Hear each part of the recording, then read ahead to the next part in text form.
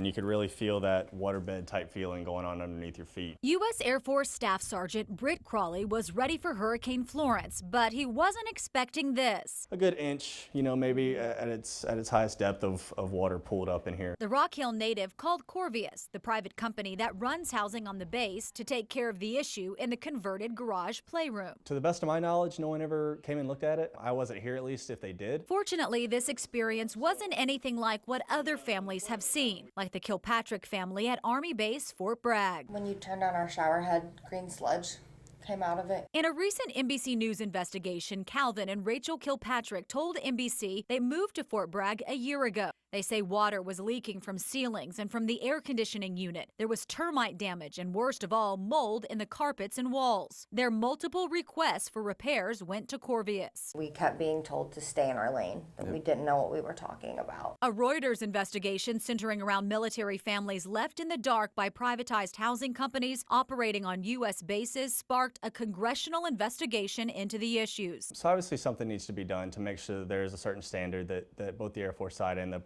privatized community housing are both meeting. At Seymour Johnson Air Force Base, I ask what's happened since the military ordered all bases to conduct a 100% door-to-door review of potential issues. We went out there, collected 139 issues related to health and safety.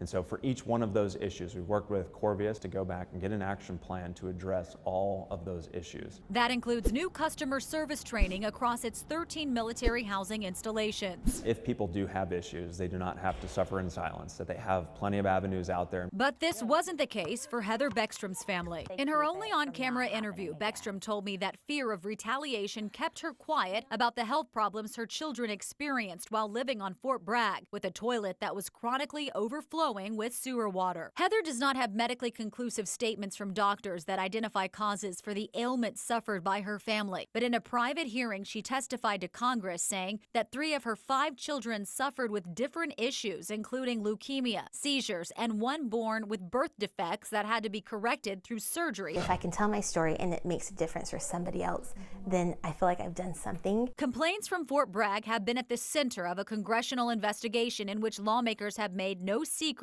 they are livid. I'm infuriated by what I'm hearing today.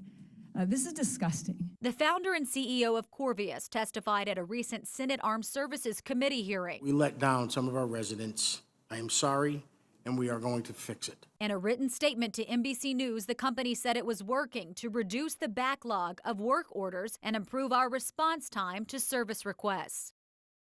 The Department of Defense is proposing a new tenant bill of rights. It's intended to increase the accountability of privatized housing companies by putting more oversight authority in the hands of local military leaders. We are expecting the Military Family Advisory Network to release another report before the end of the month.